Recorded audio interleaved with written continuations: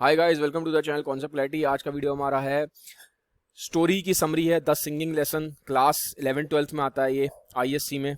तो चलिए, बहुत ही अच्छी स्टोरी है, इसको डीप में कवर करेंगे। Let's begin. आगे बढ़ने से पहले बता दूं, अगर आप सारे वीडियोस की एक्सेस चाहते हैं, चैनल की मेंबरशिप लेनी पड़ेगी। इस चीज़ के लिए आपको चैनल की मेंबरशिप कैसे लेनी है, नीचे डिस्क्रिप्शन बॉक्स में लिंक दिया है, आप लिंक पे जाके जान सकते हैं चैनल की मेंबरशिप कैसे ज्वाइन करनी है। इंस्टाग्राम, फेसबुक दोनों जगह हम मौजूद हैं, आप दोनों जगह हमसे जुड़ सकते हैं लेटेस्ट अपडेट्स के लिए। चलिए स्टार्ट करते हैं स्टोरी का। The singing lesson. पहले थोड़ा सा ऑथर के बारे में जान लेते हैं। इस स्टोरी के जो ऑथर हैं, इनका नाम है, फीमेल ऑथर हैं, कैथरीन मैन्सफील्ड। न्यूजीलैंड में बहुत ज़्यादा फेमस हैं क्योंकि न्यूजीलैंड में इनकी पैदाइश हुई थी। ठीक है, न्यूजीलैंड में ये पहली ऑथर थी जिनका जो फेम है वो इंटरनेशनल लेवल का था। ठीक है, डेथ इनकी बहुत जल्दी हो गई थी, 34 की एज के आसपास इनकी डेथ हो गई थी। टीबी से डेथ हुई थी इनकी। ठीक है, टीबी से इनकी डेथ हो गई थी 34 की एज में। बाद में न्यूजीलैंड से चली गई थी इंग्लैंड। इंग्लैंड में इनकी दोस्ती हुई थी इन राइटर्स के साथ, डीएच लॉरेंस और वर्जीनिया वुल्फ। तो ये अपने आप में ही बहुत बड़ी राइटर्स हैं। ठीक है, तो इन राइटर्स के साथ इनकी दोस्ती हुई, इनकी कंपनी में आई है और फिर ऑटोमेटिकली अपने आप में ये बहुत ज़बरदस्त राइटर बन गई थी। इनको काफ़ी रिबेलियस राइटर बोला जाता है कि काफ़ी इनके अंदर जो थॉट्स थे, इनकी स्टोरीज थी, बहुत रिबेलियस थी। ठीक है, अपने टाइम के हिसाब से काफ़ी आगे की राइटर थी। तो ये थोड़ा सा मैंने आपको राइटर के बारे में बताया। चलिए अब स्टार्ट करते हैं स्टोरी के बारे में। स्टोरी में क्या होता है, स्टार्ट होती है स्टोरी। ओपनिंग सीन में क्या है, यहाँ पे ये लेडी हैं, इनकी एज है 30 साल। ठीक है, और ये अभी अनमैरिड है, शादी इनकी हुई नहीं है।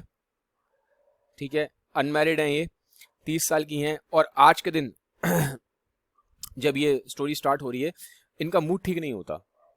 ठीक है, तो स्टार्टिंग में इनका मूड ठीक नहीं है बिल्कुल भी। आप देख सकते हो, फोटो में दिखाई दे रहा है, इनका मूड ठीक नहीं है। और ये स्कूल में म्यूजिक की टीचर हैं, एक स्कूल में म्यूजिक की टीचर हैं। तो ये स्कूल जा रही हैं। ठीक है, स्कूल में बस अभी अंदर एंटर कर रही हैं। और ये जो बच्चे होते हैं स्कूल के, बच्चों का मूड बहुत अच्छा होता है। ऑब्वियसली बच्चों का तो मूड अच्छा ही होता है, बच्चे बड़ों की तरह टेंशन नहीं लेते। ठीक है, तो इनको, मैडम को किसी बात की टेंशन है तो इनका मूड खराब है। बच्चों का मूड बहुत अच्छा है, आप देख सकते हो, बड़े खुश हैं। ठीक है, तो यहाँ पे आप देख सकते हो, ये सोच रही हैं कि भैया मैं मिस मेडोज हूँ और मेरा मूड आज ठीक नहीं है। अब आगे स्टोरी बढ़ती है। थोड़ा सा बता दूं, स्टोरी के टाइम पे, जब ये स्टोरी के टाइम पे जो सीजन है, इस टाइम पे जो स्टोरी के अंदर जो सीजन चल रहा है वो चल रहा है ऑटम का। ठीक है, तो ऑटम का जो सीजन होता है ये होता है, अगर इंडिया की बात करूं तो सितंबर और अक्टूबर का वाला सीजन है। इस टाइम पे जो पत्ते होते हैं ना, पत्ते गिरते हैं। ठीक है, पतझड़ का सीजन होता है, जो लीव्स होते हैं वो फॉल करते हैं। ठीक है, ये जनरली ठंड से पहले का टाइम होता है, मतलब ठंड होना स्टार्ट हो जाती है। ठीक है, तो ठंड होना स्टार्ट हो जाती है। और जैसे कि अभी हम आगे देखेंगे तो हमें मालूम पड़ेगा कि ऑब्वियसली ठंड का टाइम आ चुका है। क्योंकि देखो, जनरली जैसे कि कैथरीन मैन्सफील्ड इंग्लैंड में ही, न्यूजीलैंड में रही, में जन्म हुआ और रही कहाँ पे थी, इंग्लैंड में। तो इंग्लैंड में फॉल के टाइम पे ही बहुत ज़्यादा ठंड हो जाती है। इंडिया में तो कंपैरेटिवली इतनी ठंड नहीं होती, बट इंग्लैंड बहुत ठंडा जगह है। ठीक है, तो आप जान सकते हो, समझ सकते हो कि ऑटम का टाइम जो स्टोरी में चल रहा है, तो इंग्लैंड में ऑटम के टाइम पे बहुत ज़्यादा ठंड होगी। ठीक है, तो काफ़ी ठंडा, मतलब एक तरीके से मौसम है, आप ये समझ सकते हो। अभी अंदर जाती हैं स्कूल में, इनको दूसरी टीचर मिल जाती हैं, साइंस मिस्ट्रेस। ठीक है, ये टीचर हैं, ये दूसरी टीचर हैं। ठीक है, तो ये इनसे बोलती हैं किससे बोलती हैं, ये इनसे बोल रही हैं, मिस मेडोज से। ठीक है, तो ये नाम आपको याद रखना है। तो ये साइंस मिस्ट्रेस होती हैं, ये दूसरी टीचर हैं, तो ये मिस मेडोज से बोलती हैं, ये मिस मेडोज हैं। ठीक है, तो ये मिस मेडोज से बोलती हैं अंदर आके कि आज काफ़ी ठंड लग रही है। ठीक है, ठंड है काफ़ी, वेदर काफ़ी ठंडा है। अब ये मिस मेडोज को लगता है कि ये इन पे कमेंट मार रही हैं, मैडम। ठीक है, तो ये जो टीचर हैं साइंस मिस्ट्रेस, ठीक है, तो ये टीचर हैं, साइंस की टीचर होंगी, तो इन्हें लगता है मिस मेडोज को कि ये मेरे पे कमेंट मार रही है। इनको इनको पता है कि मेरा मूड खराब है, इनको पता चल गया मेरा मूड खराब है, तो जानबूझ के ऐसा बोल रही हैं कि भैया बाहर ठंड ठंड बहुत ज़्यादा है, इसीलिए शायद कहीं तो उदास तो नहीं हो। तो ये फिर दिखाने के लिए कि भैया मेरा मूड खराब नहीं है, ये बोल देती हैं कि नहीं नहीं ऐसा नहीं है, बाहर वेदर ठीक है, इतना भी कोई खराब नहीं है, सही है वेदर। ठीक है, तो एक तरीके से ना ये थोड़ा सा पर्सनली ले जाती हैं। इनका इंटेंशन है, जो साइंस की जो टीचर हैं, साइंस मिस्ट्रेस, इनका इंटेंशन हर्ट करने का नहीं था मिस मेडोज को, बस बट क्या था, मिस मेडोज ऑलरेडी मूड इनका खराब था, तो इनको हर चीज़ ऐसा लग रही थी कि लोग इन पर पर्सनली कमेंट कर रहे हैं, हर चीज़ इनके अगेंस्ट हो रही है। होता नहीं है, हमारा भी जब मूड खराब होता है, कोई हमसे जरा सा भी कुछ कह दे तो हमें लगता है पता नहीं यार, ये बंदा हमारे लिए कितनी बड़ी बात कह रहा है। हमारा मन करता है, हम बहुत गुस्से में आ जाते हैं, हम रिएक्ट करते हैं, ओवर रिएक्ट करते हैं, जबकि रियलिटी इतनी खराब होती नहीं है, हम ओवर रिएक्ट करना स्टार्ट कर देते हो। तो इसी तरीके से ना मिस मेडोज भी एक तरीके से ओवर रिएक्ट कर रही थी। इनका इंटेंशन यहाँ पे वो नहीं था साइंस मिस्ट्रेस का कि उनको हर्ट करना। उन्होंने तो नॉर्मल बोला था भैया कि बहुत ठंड बहुत है, तो इन्होंने बोल दिया नहीं नहीं ऐसी कोई ठंड वंड नहीं है, ठीक है ठीक है। अब आगे बढ़ती है कहानी। ये म्यूजिक की टीचर है मिस मेडोज, ये अपनी क्लास में आ जाती हैं। अब देखो क्लास में आ गई हैं तो पियानो व्यानो पड़ा हुआ है, ठीक है। अब ये क्लास में आती हैं बड़ी दुखी सी हैं, और इनके सामने उन्होंने मूड थोड़ा अपना ठीक कर लिया था। देखो साइंस मिस्टर के सामने मूड ठीक कर लिया था, यहाँ पे इनका मूड फिर खराब हो गया, ठीक है। आप देख सकते हो यहाँ मूड खराब हो गया इनका। अब यहाँ बच्चे हैं काफी सारे। अब इनकी एक फेवरेट स्टूडेंट होती है जिसका नाम था मैरी बेजले, ये इनकी फेवरेट स्टूडेंट है, ठीक है, मिस मेडोज की। तो ये फेवरेट स्टूडेंट इनको बोलती है कि मैडम आ जाइए, आप अपनी सीट ले लीजिए पियानो की, आप हमेशा सीट, भैया मैं आपके लिए सीट तैयार कर दी है। रिस्पेक्ट में बोलती है, फेवरेट स्टूडेंट है कि मैडम आइए आप अपनी सीट ले लीजिए पियानो की। अब इनका होता है मूड बहुत ज़्यादा खराब, ठीक है। इनका बिल्कुल भी मन नहीं कर रहा होता पढ़ाने वाला का, बड़ा मतलब म्यूजिक सिखाने का मन नहीं होता, बड़ा ही खराब मूड में होती हैं। अब हमें मालूम, अभी तक हमें ये नहीं मालूम पड़ा स्टोरी में कि इनका मूड क्यों खराब है। अब हमें मालूम पड़ेगा इनका मूड क्यों खराब है। इनका मूड इसलिए खराब है क्योंकि इनका एक फियोंसे है जिसका नाम था बेजिल, ठीक है। ये मिस मेडोज हैं, इनका एक फियोंसे है जिसका नाम था बेजिल, ठीक है। अब बेजिल से इनकी शादी पक्की हो गई थी कि शादी इनकी होगी, अभी हुई नहीं थी, सिर्फ कोर्टशिप पीरियड में थे, फियोंसे थे, ठीक है, मंगेतर थे इनके। अब क्या हुआ बेजिल का, इनके पास क्या होता है, जैसे ये अपने जब घर में होती हैं तो इनके पास ना बेजिल का जो इनका फियोंसे होता है उसका एक लेटर आता है, और लेटर में बियोंसे ने ये बेजिल लिखते हैं कि भैया मैं तुमसे शादी नहीं कर रहा, मैं तुमसे अपनी शादी तोड़ रहा हूँ, ठीक है। और उसमें बेजिल लिखते हैं लेटर में कि marriage makes me feel disgust, ठीक है, marriage makes me feel disgust. तो मतलब एक तरीके से जो बेजिल होता है, जो इनका फियोंसे होता है, वो इनके इमोशंस की कदर नहीं करता मिस मेड्यूस की, सीधा सीधा लिख दिया है कि मैरिज से मुझे पता नहीं, डिसगस्ट का मतलब होता है बहुत ही गंदी फीलिंग। वो कहता है कि मुझे मैरिज से ना बड़ी गंदी फीलिंग आती है, मैं शादी वादी करना नहीं चाहता, मैं तुमसे शादी तोड़ रहा हूँ, मैं अपना रिश्ता तोड़ रहा हूँ, तुमसे शादी नहीं करूंगा। तो ये इसीलिए इनका मूड आज खराब था। इसीलिए अब हमें मालूम पड़ रहा है स्टोरी में, राइटर ने यहाँ बताया है, कैथरीन मैन्सफील्ड ने, राइटर ने यहाँ पे अब हमें सीक्रेट खोला है कि क्यों इनका मूड खराब था मिसेस मैडो का। क्योंकि घर पे ये लेटर पढ़ के आई थी, तो इनका बिल्कुल सारे, इनके सपनों पे एकदम से सपने इनके सारे टूट जाते हैं, चकनाचूर हो जाते हैं, क्रैश हो जाते हैं एकदम, ठीक है। तो इसीलिए इनका मूड खराब है, इसीलिए बहुत ज्यादा ये अपसेट है, तो हमें ये समझ में आता है। और बेजिल ने पता है एक चीज और कही थी, बेजिल ने ये लेटर है, जो लेटर लिखा था ना, उसमें डिसगस्ट को ऐसे काट के यहाँ लिख दिया था रिग्रेट। अब एक बात तो, कितना मतलब वैसा बिहेवियर है ये, मतलब इनसेंसिटिव बिहेवियर बोला जाएगा इसको। क्योंकि अगर आपको ये चीज नहीं लिखनी डिसगस्ट, आपको रिग्रेट लिखना ही है, तो आप इसको पूरे को हटा ही दो ना, इसको हटा ही देते, इस वर्ड को यूज ही ना करते। लेकिन इन भाई साहब ने ऐसा नहीं किया। इन भाई साहब ने कैसा किया, बस इसको हल्का सा अंडरलाइन कर दिया बेजिल ने, और यहाँ लिख दिया रिग्रेट। तो मतलब बहुत ही इनसेंसिटिव बिहेवियर है। बेजिल को इस चीज की कोई टेंशन नहीं है, इस चीज की कोई फिक्र नहीं है कि जो मेरी फियोंसे हैं मिसेस मेड्यूस, वो मिस मेड्यूस, इनको कितना खराब लगेगा, इनके अंदर कितना मतलब इनका दिल टूट जाएगा। तो बार बार राइटर ने बोला है कि आज के दिन इनको ऐसा लग रहा है जैसे इनका जो दिल है ना, दिल किसी ने चीड़ दिया हो, तीर से जैसे दिल चीड़ देते हैं ना, आपका दिल होता है जैसे, दिल को जैसे कोई ऐसे चीड़ दिया जाए, तो इनको ऐसा फील हो रहा था आज के दिन कि मेरा दिल किसी ने चीड़ दिया है, क्योंकि इतने खराब वर्ड्स यूज करे थे। देखो वर्ड्स एक ऐसी चीज है, वर्ड्स बहुत पावरफुल होते हैं। Words can make your day और words can break your day. मतलब वर्ड्स आपकी जिंदगी बहुत अच्छी भी कर सकते हैं, वर्ड्स आपकी जिंदगी बहुत ही नरक से बदतर भी कर सकते हैं। तो वो वाली कहानी हो गई थी, क्योंकि बेजिल ने बहुत ही खराब वर्ड्स का यूज किया था। अगर वो एक ठीक तरीके से बोलता तो शायद इनको इतना दुख ना होता। तो अब हमें यहाँ पे समझ में आ गया कि ये जो मिस मेड्यूस हैं ये दुखी क्यों हैं, क्योंकि इनके फियोंसे बेजिल ने इनके साथ अपना रिश्ता खत्म कर लिया था। अब मूड इनका खराब है, ठीक है। बच्चों का मूड शुरू में बहुत अच्छा था, जैसा कि हम देख सकते हैं, बच्चे बहुत खुश थे शुरू में, देखो कितने खुश थे बच्चे, यहाँ सारे बच्चे बहुत खुश हैं। लेकिन जैसे जैसे अब आगे कहानी बढ़ती है, ये बोलती हैं इनका मूड ठीक नहीं है, ये बोलती हैं कि आज ये वाला सॉन्ग गाओ, लेमेंट सॉन्ग। लेमेंट का मतलब होता है रोने का, एक तरीके से रोना, रो आप आज के दिन, ठीक है, आज के नाम मातम मनाओ। जैसे कोई मर जाता है ना, किसी की डेथ हो जाती है तो हम रोते हैं, लेमेंट करते हैं, मतलब बहुत ज्यादा चीख, मतलब एकदम से दुख दुख दुख मनाओ। लेमेंटिंग तब की जाती है जब बहुत आदमी कोई रोता है। मोस्टली ये लेमेंटिंग तब होती है जब किसी की डेथ हो जाती है या किसी के साथ बहुत ज्यादा बुरा हो जाता है। तो ये वही कह रही हैं कि वो वाला सॉन्ग गाओ, जैसे मान लो किसी के संग बहुत ज्यादा बुरा हो गया। इन्होंने बताया नहीं बच्चों को कि क्या हुआ, लेकिन ये इनका मूड खराब है तो उन्होंने ये बोल दिया। तो अब बच्चे क्या हो, तो ये बच्चे अब क्या होते हैं, बच्चे धीमे धीमे वाला सॉन्ग गाना स्टार्ट कर देते हैं, लेमन सॉन्ग। अब बच्चे भी देखो वो सॉन्ग की लाइंस इतनी खराब होती हैं कि वो गाना गाना शुरू करते हैं तो खुद भी रोना शुरू कर देते हैं। तो हम धीमे धीमे देखेंगे जब बच्चों का मूड भी खराब हो जाता है, बच्चे भी तेज तेज रोना शुरू कर देते हैं।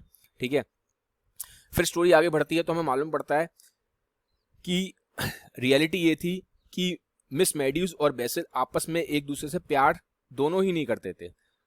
ठीक है, दोनों ही प्यार नहीं करते थे। मिस मैड्यूस जब अब रिमेंबर करती है मतलब याद करती हैं कि बेसिल सिर्फ देखने में ठीक था, देखने में तो हैंडसम था, बट वो उसको प्यार नहीं करता था।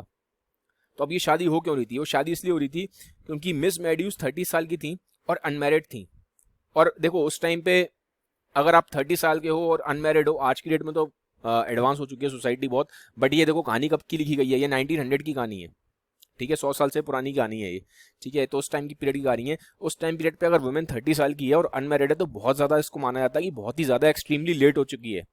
तो सोसाइटी ना उस वुमेन को जीने नहीं देती थी, सोसाइटी बहुत ताने मारती थी। तो उसको बहुत डर था कि मैं 30 साल की हूँ, मैं अनमैरिड हूँ, मेरी शादी नहीं हुई है, तो लोग मेरा मजाक उड़ाएंगे। तो इसीलिए सोचती है कि मैं बेसिल से शादी कर लेती हूँ। भले ही शादी में कोई लव वव नहीं है, आपस में कोई प्यार नहीं है, लेकिन सोसाइटी ताने ना मारे इससे बचने के लिए कहती है चलो ठीक है मैं शादी कर लेती हूँ बेसिल से। और बेसिल जो होता है, बेसिल होता है 25 साल का। बेसिल इनसे 5 साल छोटा था और ये बताया गया स्टोरी में काफी हैंडसम भी था। ठीक है, अब बेसिल इनसे शादी क्यों कर रहा है? बेसिल इनसे इसलिए शादी करता है क्योंकि बार बार राइटर ने इनडायरेक्टली हिंट किया कि जो बेसिल है वो गे हैं। ठीक है, बेसिल गे है, बेसिल स्ट्रेट नहीं है। ठीक है, बेसिल गे है, बेसिल स्ट्रेट नहीं है, लेकिन सोसाइटी की नज़र में वो दिखाना नहीं चाहता कि वो गे है, तो इसीलिए शादी कर रहा है इसके साथ। ठीक है, मिस मैड्यूस के साथ, ताकि क्योंकि अगर इसके साथ शादी कर लिया तो सोसाइटी में दिखाने के लिए उसके पास एक बीवी होगी और वो अपना ये जो उसका बिहेवियर है, गे बिहेवियर, इसको छुपा सकता है। राइटर ने इसको कैसे मालूम, मतलब आपको मालूम पड़ता है कि हिंट कैसे किया है कि ये गे हैं, क्योंकि जब ये इनको प्रपोज करते हैं ना बेसिल इनको, तो जब प्रपोज करते हैं तो ये इनको टच नहीं करते, ये टच करते हैं। इन्होंने एक ना वो पहना होता है, मफलर टाइप का पहना होता है, और वो जो मफलर होता है वो बना होता है ऑस्ट्रिच के फर से। ठीक है, तो जब ये प्रपोज करते हैं तो नॉर्मली क्या होता है, लड़का लड़की को अगर प्रपोज करता है तो हाथ पकड़ता है, ठीक है, हाथ पे किस करता है, तो इस तरह से चीजें करता है। लेकिन इन बेसिल्स ने, भाई साहब ने मिस मैड्यूस को जब प्रपोज किया तो उनको टच ही नहीं किया। इन्होंने क्या करा, इन्होंने गले में इन्होंने ऑस्ट्रिच का एक फर सा मफलर सा पहना हुआ था, उसको टच किया। तो इनडायरेक्टली बार बार राइटर ने बताया कि ये जो है ये गे हैं और ये अपनी इमेज को सोसाइटी में ठीक रखने के लिए शादी कर रहे थे, ताकि सोसाइटी की नज़र में ये प्रूव ना हो कि ये गे हैं, इनकी भैया इनकी एक वाइफ है। तो दोनों ही एक तरीके से हम देख रहे हैं अपने मजबूरियों की वजह से शादी कर रहे हैं, लव जैसी कोई चीज़ नहीं थी दोनों के अंदर। ठीक है, अब क्लास चलती रहती है, गाना चलता रहता है, लेमन सॉन्ग। तो इतने में एक स्टूडेंट आती है, मोनिका, वो बोलती है इनको मिस मैड्यूस को कि मिस व्याट हैं, Miss Wyatt wants to see you. अब ये मिस व्याट कौन है? ये है हेड मिस्ट्रेस। ठीक है, अब हेड मिस्ट्रेस कौन होती है? जैसे मान लो स्कूल की प्रिंसिपल।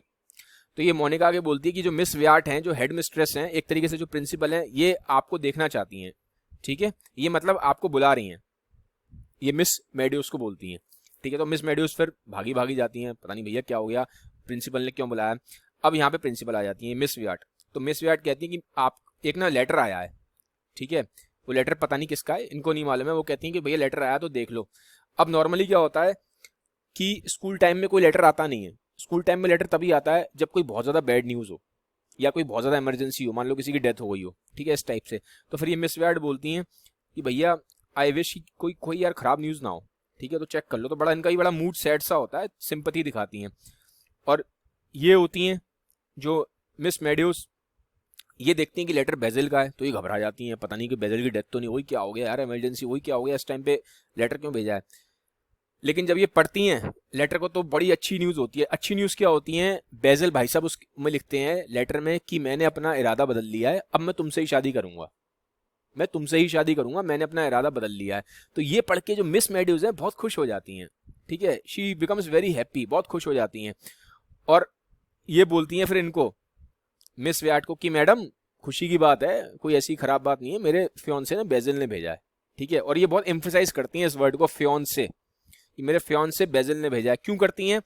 क्योंकि जो मिस व्याट होती है ना, ये मिस व्याट ये खुद ही अनमैरिड होती हैं, खुद अनमैरिड होती हैं। ठीक है, तो ये एक तरीके से ना, अब ये इनके थोड़ा जले पे नमक सा छिड़कती हैं कि मेरे फियोंसे ने भेजा है, इस टाइप से करके। ठीक है, अब ये तो अनमैरिड हैं तो इनको तो बड़ा खराब लगता है कि भैया कोई इनसे बोले कि मेरे फियोंसे ने भेजा है। ठीक है, तो ये भी चिढ़ जाती हैं, ये भी इसको बोल देती हैं आगे। अभी तक तो ठीक थी हैं, देखो पहले बिल्कुल ठीक हैं, बड़ी सिंपैथी से दिखा रही हैं, लेकिन अब जब इनको मालूम पड़ा कि इनके फियांसे का लेटर है और बड़ा अच्छा लेटर है, गुड न्यूज़ है, तो उनका ही मूड चेंज हो जाता है। ये भी बड़े गुस्से में बोलती हैं कि तुम इस तरह के ये लेटर्स वगैरह स्कूल टाइम में मत मंगवाया करो। तुम्हें मालूम है ना स्कूल के टाइम पे पढ़ाई होती है और इस टाइम पे कोई इमरजेंसी न्यूज़ हो तभी आती है, ये अच्छे अच्छे न्यूज़ लेटर क्यों मंगवा रही हो अपने फियांसे से। तो ये कह के ये भी बड़ी गुस्से में हो जाती हैं। और फिर ये मिस मेडोज तो बड़ी खुश होती हैं, फटाफट वापस आती हैं क्लास में। अब ये क्लास में आके क्या बोलती हैं, बड़ी खुश हो जाती हैं, शी इज़ वेरी हैप्पी। अब ये बोलती हैं भैया समर का सॉन्ग गाओ, अब ये रोने धोने वाला सॉन्ग मत गाओ, ठीक है। वो जो पहले लेमेंटिंग सॉन्ग गा रहे थे ना, और इस ये बड़ी दुखी सी फील कर रही थी कि ऑटम का टाइम है, कि ऑटम के टाइम में पत्ते झड़ रहे हैं, तो इनको लग रहा था मेरी भी भैया उम्र हो गई है, मेरी भी जिंदगी ऐसी निकल जाएगी, तो बड़ा रो से रही थी। लेकिन अब क्या करती हैं, अब ये बोलती हैं लेमेंट सॉन्ग और ये ऑटम वाला टाइम का सॉन्ग मत गाओ, अब गाओ समर सॉन्ग, क्योंकि समर एक तरीके से ना सिंबलाइज करता है हैप्पीनेस को और ऑटम एक तरीके से सिंबलाइज करता है एजिंग को।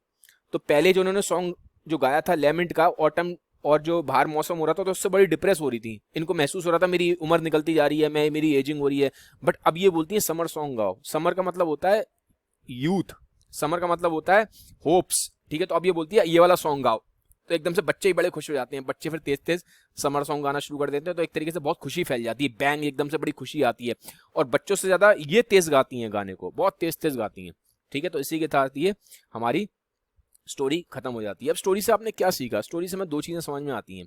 पहली चीज तो उस टाइम पे जब ये स्टोरी लिखी गई तो लोग बहुत ज्यादा दूसरों को इंप्रेस करने के लिए चीजें करते थे। कैसे मालूम पड़ा, जो मिस यहाँ पे जो मैथ्यूज हैं, ठीक है, ये शादी क्यों करना चाह रही थी, ये शादी इसलिए करना चाहती थी बेजिल से क्योंकि ये सोसाइटी में अपनी इमेज बनाना चाहती थी, भैया मैं 30 साल की हूँ, मैं अनमैरिड नहीं हूँ, ठीक है। और बेजिल शादी इसलिए करना चाहता था क्योंकि वो दिखाना चाहता था कि भैया मैं गे नहीं हूँ। तो दोनों अपनी सिर्फ रिस्पेक्ट बनाने के लिए कर रहे थे, सोसाइटी में उनकी रिस्पेक्ट बनी रहे, ठीक है। तो सोसाइटी में रिस्पेक्ट ज्यादा इंपॉर्टेंट है, ठीक है। लव है कि नहीं है उनके रिलेशन में ये कोई मतलब नहीं है, लव था नहीं दोनों के बीच में कुछ भी। बेजिल उनको बहुत मिसट्रीट कर रहा था, जिस तरीके से लेटर भेजा था वो लेटर ही अपने आप में बहुत ही ज्यादा खराब तरीके से भेजा गया था, इनसेंसिटिव लेटर था, ठीक है। और जो इंसान इस तरीके के लेटर भेज सकता है और एकदम से चेंज हो सकता है लेटर, तो वो आगे कैसे ट्रीट करेगा, इसकी कोई गारंटी नहीं थी कि वो इनको आगे ठीक से ट्रीट करता। लेकिन इसके बाद भी ये कहती हैं कि नहीं नहीं नहीं मैं तो शादी करूंगी, बड़ी खुश हो जाती हैं, ठीक है। तो अल्टीमेटली हमें ये मालूम पड़ रहा है कि ना तो रियलिटी में बेजिल जी रहा था, ना रियलिटी में ये मैथ्यू जी नहीं थी, कोई नहीं जी रहा था रियलिटी में, ठीक है। रियलिटी में हम लोग नहीं जीते, हम लोग सिर्फ एक इल्यूजन वाले वर्ल्ड में जीते हैं, दोनों ने अपना अपना एक इल्यूजनरी वर्ल्ड बना लिया था, ठीक है। और हम लोग इस चीज की बहुत टेंशन करते हैं कि आसपास वाले क्या सोच रहे हैं, सोसाइटी वाले हमें रिस्पेक्ट दे रहे हैं कि नहीं दे रहे हैं, भले ही हम रिलेशन को ड्रैग करते रहेंगे, ठीक है, प्यार होना और रिलेशन में, लेकिन रिलेशन चलाते रहो, कोई दिक्कत नहीं है। बस दुनिया को लगे कि भैया मैं 30 साल की हूँ, मैं मैरिड हूँ, बस काम खत्म। ऐसी लड़के को लग रहा है कि दुनिया को ना पता चल जाए मैं गे हूँ, ठीक है, दुनिया की नज़र में मेरी रिस्पेक्ट बनी रहे, ठीक है। तो रिलेशन कैसे भी करके बस सोसाइटी की नज़र में चलता रहे, फॉर्मेलिटी के लिए चलता रहे, प्यार होना उससे कोई मतलब नहीं है। पहली चीज़ हमें ये मालूम पड़ी है। दूसरी हमें ये मालूम पड़ी है कि लोग आपकी खुशी से इतना खुश नहीं होते, लेकिन आपके दुख से बहुत खुश होते हैं अंदर ही अंदर। क्योंकि जब ये प्रिंसिपल जो आई थी, आपने देखो प्रिंसिपल स्टार्टिंग में कैसे मुंह सा बना रही थी, मतलब बड़ा शरीफ सी बन रही थी, अरे मुझे लग रहा है बड़ा खराब सी न्यूज़ होगी, बैड न्यूज़ होगी। लेकिन जैसे ही इन्हें मालूम पड़ा कि भैया न्यूज़ गुड है, तो इनका मूड एकदम चेंज हो गया, बड़ी दुखी सी हो गई। होता है ना, तो इसलिए बोलते हैं हम कि भैया दुनिया में लोग दूसरे की अपने दुख से इतना दुखी नहीं है, इतना दूसरों को खुशी से दुखी है। तो ये वाली चीज़ यहाँ साफ साफ नजर आ रही है। जब इसने बोला ना अच्छी न्यूज़ है, तो देखो कैसा इनका मुंह बन गया हेड मिस्ट्रेस का, इसने चीखते चिल्लाते हुए बोला ऐसे ऐसे लेटर नहीं आने चाहिए स्कूल में। तो हमें ये भी मालूम पड़ रहा है कि लोग एक दूसरे के सामने जो अपनी इमेज रखते हैं ना, वो रियल इमेज नहीं होती, ठीक है। अंदर से लोग इस चीज से खुश होते हैं कि दूसरों का बुरा हो रहा है तो उससे ज्यादा खुश हैं, ठीक है। तो ये चीज भी हमें साफ साफ नजर आ रही है। तो काफी इंटरेस्टिंग पोएम है, ह्यूमन बिहेवियर के बारे में काफी इन्होंने डीप में इन्होंने इसमें एनालिसिस करी है कैथरीन मैन्सफील्ड ने। तो गाइस इसी के साथ ये स्टोरी खत्म होती है। अगर आपको ये वीडियो अच्छा लगा तो काइंडली इसको सबके साथ शेयर जरूर करिएगा। Have a nice day, bye bye, take care.